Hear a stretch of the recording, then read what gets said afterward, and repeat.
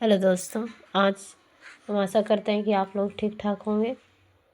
हम भी यहाँ अच्छे हैं। आप देखिए, अब हम दूसरा चैप्टर का एनालिसिस करते हुए क्लास 12 का बायोलॉजी।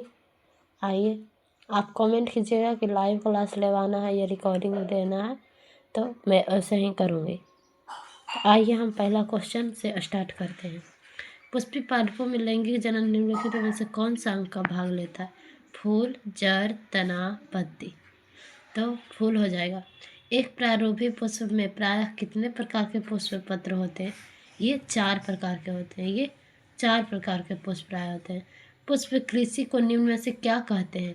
ये फिलिक्रेचुलर कहते हैं, फिलिक्रेचुलर कहते हैं। पुष्प का नर जनन संरचना को क्या कहते हैं? बाह्यदल, दलपुंज, जयांग, अंडाशय, पुंज। पुंज कहते हैं। पराग तथा स्पर्श का अध्ययन को क्या कहते हैं? वेलोनोलॉजी, वेलोनोलॉजी कहते हैं, वेलोनोलॉजी। पराग कणों का विशेषकर कौन सा विटामिन होता है? इसमें विटामिन बी होता है, इसमें विटामिन बी होता है। सूरजमुखी के कुल पौधे का परागण अपनी जीवन क्षमता में कितने घंटे के बाद खो देती है? 3 घंटे के बाद। वह परागण 3 घंटे बाद की खो देती है। ठीक। पुष्प का मादा जनांग को क्या कहते हैं? जयांग कहते हैं। पुष्प के मादा जनांग को जयांग कहते हैं, जयांग कहते हैं। आवर्त पुष्प निम्न में से किसमें होता है? या कनकौवा में होता है, कनकौवा में होता है, या कनकौवा में होता है। ये हो जाएगा आंसर। ये मोस्ट इम्पोर्टेंट हो जाएगा, इसको याद रखिएगा। अब आगे आते हैं। समकालपत्ता में निम्न से किसमें होता है? खट्टी मिट्टी, अकवन, फर्न, गुलवास। गुलवास में होता है।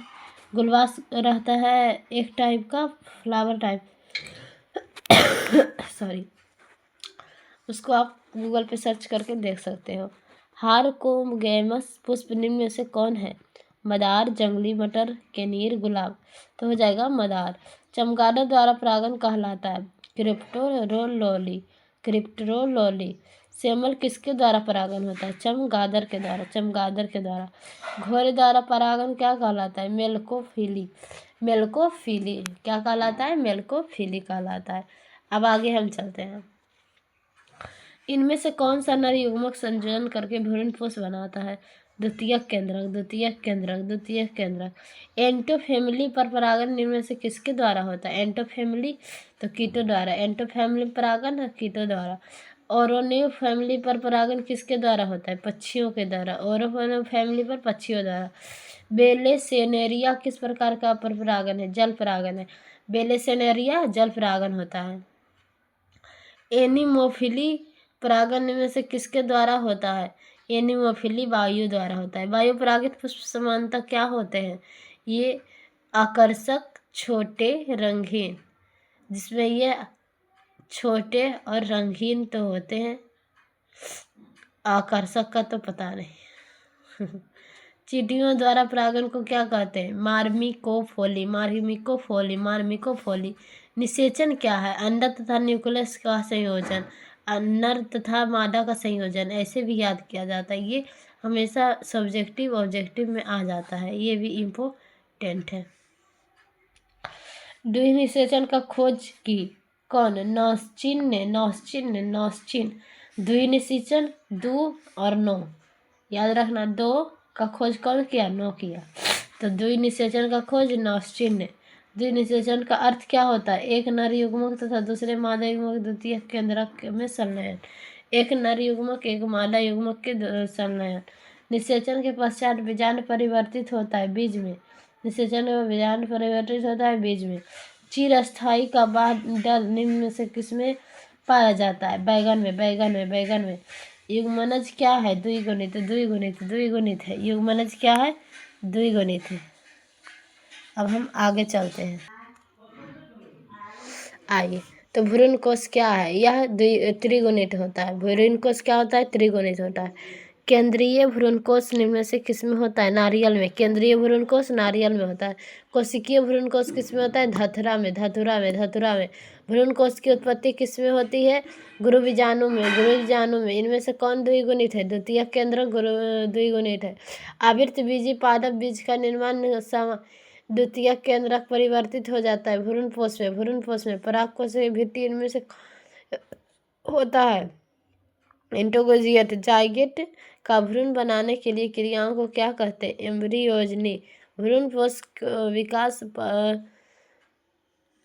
जिन परिपक्व बीजों भ्रूणकोश रहता है उन्हें क्या कहते हैं? एंडोस्पेरिफिक। ये देखिए 2025 के प्रश्न में पूछा गया। जब एक भ्रूणकोश में भ्रूण की संख्या एक से अधिक होती है तब उसे स्थिति को क्या कहते हैं? पोलियोब्रियोनी। पोलियोब्रियोनी पाई जाती है सिट्रस में। अनिषेचक जनन समानता मिलता है अंगूर में। अंडक का बिना निषेचन हुए विकसित होता है वह पार्थिनोकोपॉसी। अंड उपकरण होता है। अंड व सहायक कोशिकाएं का। पौधा ऐसा कौन सा भाग है जिसके अंदर दूसरी पीढ़ी होती है? यह बीज के अंदर दूसरी पीढ़ी होती है। परागण का सबसे बड़ा केंद्र कौन सा है?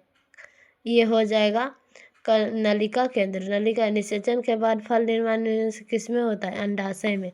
किस फल का बीज चोल खाया जाता है? लीची का बीज चोल खाया जाता है।